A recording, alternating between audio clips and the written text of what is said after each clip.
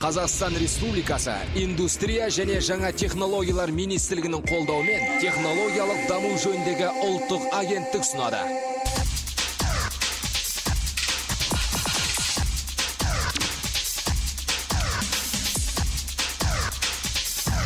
Идеядан қорқатын адам түптің түбінде оған деген түсінігінде жоғалтады.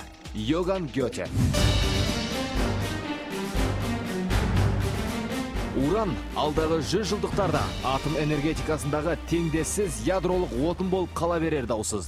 Демек ол қазақ атом өнеркәсібінің де 100 жылдықтармен өлшенер отысы саналмақ. 1997 жылы ірге көтерген Қазатом өнеркәсіп ұлттық компаниясының бұл орайда бұлжымас басымдықтары бар. Олар Қазақстандағы уран өндірісін дамыту, уран гексафторидінің өндірісін құру, отын таблеткаларын сертификаттау, инфрақұрылымды жетілдіру, әлемдік ядролық энергетиканың сұранысына сай дайын өнім әзірлеу. Атом өнеркәсібін абайсызда қолға алып отырған жоқпыз. Әлемдік барланған уран қорының 19% қазақ жерінің қойнауында жатыр. Бұл шамамен 1,5 миллион тоннаға тең. Елдегі уранды өңірлер геологиялық ұстанымы, генетикалық белгілері мен аумақтық ерекшеліктеріне орай Шу, Сарысу, Сырдария, Көкшетау, Маңғышлақ, Кіндіктас, Шиелі, Бетпақтала және Іле кеніштер болып бөлінеді. Кәсіпорынның жылдық өнімділігі 922 тонна. Негізгі проекттік жоба бойынша 1,5 тоннаға дейінгі мощностьіміз бар.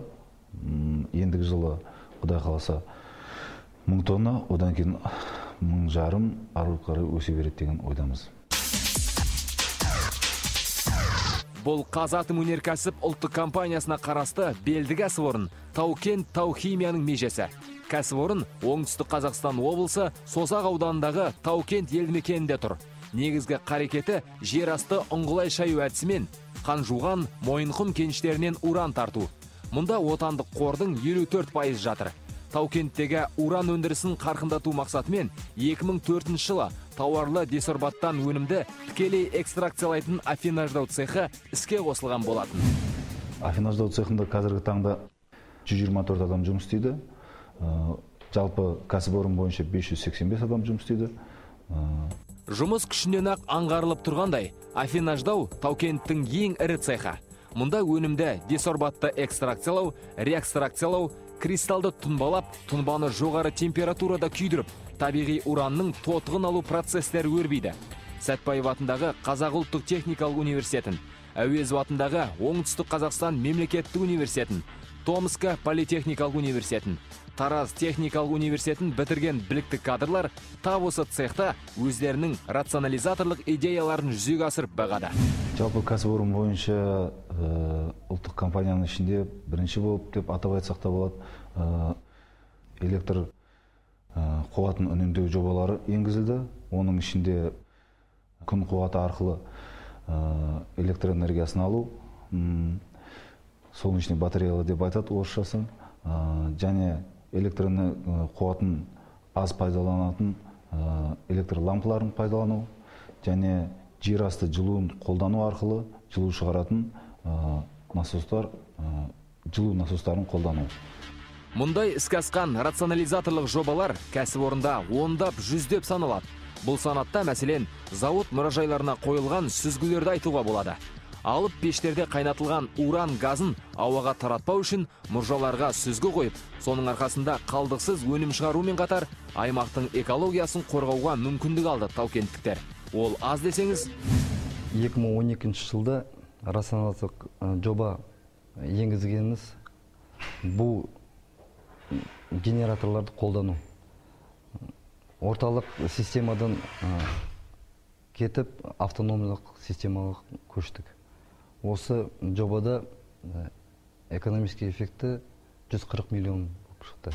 Сөз орайымен Тау-Кент Тау-Химия кәсіпорында жүзеге асқан рационализаторлық идеялардың 2008 жылдан бергі саны мен экономикалық түсімін тізе кетсек. 2008 жылы 9 жоба 110,2 миллион теңге. 2009 жылы 11 жоба 124,4 миллион теңге. 2010 жылы 5 жоба 72,3 миллион теңге. 2011 жылы 87 жоба 275 миллион теңге. 2012 жылы 8 жоба 172,7 миллион теңге экономикалық түсім берді. Ал кәсіпорын идеаторларынан түскен рационализаторлық жобаның санында қисап жоқ. Мына тақтайшада кәсіпорын жұмысшыларынан келіп түскен рационализаторлық ұсыныстардың саны көрсетілген. Атап айтсақ, 2011 жылы 584 жұмысшыдан 425 ұсыныс түскен. Оның 338-і қабылданып, 87-сі өндіріске енгізілген. Бұл ұсыныстардың экономикалық тиімділігі 275 миллион теңгені құрап отыр.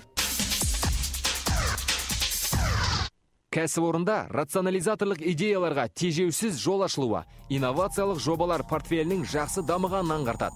Ең бастысы, тың ұсыныстың кәсіпорын тарапынан бағаланып, қатталып, қағазға түскен бағыт-бағдары бар. Бұл кез келген құнды идеяның шашаусыз жүзеге асуына кепіл болмақ. Яғни рат жоба мынадай талаптарға жауап беруі тиіс. Өндіріс процесін жетілдіріп, өнім сапасын арттыруы, еңбек қауіпсіздігі мен экологияға оң әсер ету, жұмысты жеңілдету, уақыт үнемдеп, шығынды азайтуға сеп болу. ФКИ-45 қондырғысы бұрын тәулігіне 4,5 тонна дайын өнім шығарса, қазіргі уақытта үстінен 500 килограмм қосып 5 тоннаға жетіп отыр дайын өнім. Бұл жүзеге асқан құнды идеяның жемісі. Сол себепті қандай да бір рационализаторлық жобаның экономикалық түсімінен идея авторына пайыздық сыйақы төленеді. Оның сыртында бір маусымда 15-тен аса рат жоба ұсынған қызметкер маусым аяғында 10 мың теңге, 10-нан аса тың жобасы мақұлданған қызметкер 20 мың теңге. Рат жобасы жоғары экономикалық эффект көрсеткен қызметкер маусым соңында 30 мың теңге сыйақы алады. Ал осы 3 талапқа да сай келген рационализатор жыл соңында тағы 100 мың теңгелік сыйақыға ие болмақ. Тау-Кен Тау-Химия кәсіпорны республикалық рационализатор KZ бәйгесіне ФКИ-45 сүзгісі жобасын қосып отыр. Идея авторы Қанат Нұржанов. Қанаттың кәсіпорында еңбек етіп келе жатқанына биыл 7-ші жыл. 2005 жылы жас маман ретінде жұмысқа алынған болатын. Бұған дейін жер асты үңгілей шаю жұмыстарына арналған ертінділер сүзгісі 105 миллион теңге экономикалық түсім берген. Оның ФКИ-45 жобасы да біраз жетістіктің басын қайырып отыр. ФКИ-45, яғни жоғары температуралы сүзгі мынау. Бұрын бұл қондырғы болмаған кезде пеште қайнатылған уран мұржа арқылы далаға шығарылған. Ал рационализаторлық шешім авторы өз ұсынысын енгізу арқылы, яғни бұл сүзгіні ойлап табу арқылы зауыттың пайдасын арттырып, шығынын азайтты. ВГТП деген пешіміз бар. Содан шыққан газдармен сүзгілер арқылы уран ұсталған уран қайта өңдеуге жіберіліп, өйткені ерітіндімен бірге кететін болғандықтан қайтадан өңдеуге жіберіліп, өңделіп, қайтып сол пешке келіп, қайтып күйдіріліп, солай шығатын. Ал ол өз кезегінде химиялық еріткішті көп талап ететін, мөлшерден тыс электр энергия жұмсалатын және ескі процесс барысында адам күші көбірек қолданылған себепті техникалық қауіпсіздік мәселесі көбірек алаңдатар еді. Қондырғының жұмысы былай, газды бойындағы өнімді ұстап қалады, жоғары температурада. Қазіргі қондырғы жүрген кезде мен сіздерге көрсете кетейін. Кіріп атқан газдың температурасы мына жерде көрсетіп отыр. Кірістегі температура 159 градус, шығып атқан температура 130. Осындай жоғары температурада ФКИ-45 қондырғысы жұмыс істей алады. 500 градусқа дейін жоғары температурада ұстайды және өнімді ұстап қалады.